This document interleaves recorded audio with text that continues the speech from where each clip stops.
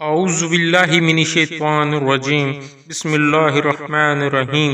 مغرب سے آفتاب کا طلوع ہونا بھی علامات قیامت سے ہے۔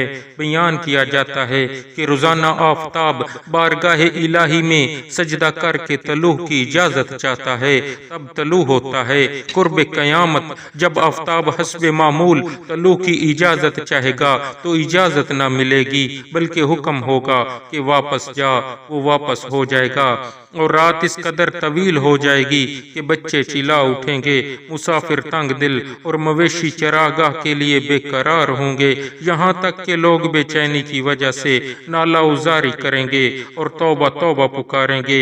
آخر 3-4 رات کی مقدار دراز ہونے کے بعد اضطراب کی حالت میں مغرب سے چاند گرہن کی مانند تھوڑی روشنی کے ساتھ نکلے گا اور نصف آسمان تک آ کر لوٹ جائے گا اور جانب مغرب غروب ہوگا۔ اس کے بعد بدستور سابق مشرق سے طلوع کیا کرے گا۔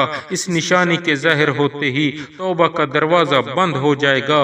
کافر اپنے کفر سے، گناہ گار اپنے گناہوں سے توبہ کرے گا تو توبہ قبول نہ ہوگی، اور اس وقت کسی کافر کا اسلام لانا معتبر نہ ہوگا۔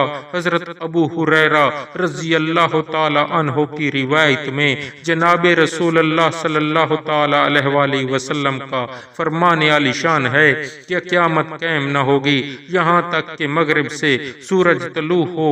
جب وہ مغرب سے طلوع ہوگا اور سب لوگ اسے دیکھ لیں گے تو یہ وہ وقت ہے کہ کسی کو ایمان نفع نہیں دے گا جو اس سے پہلے ایمان نہیں لائے گا یا اس نے ایمان میں بلائی حاصل نہ کی ہو۔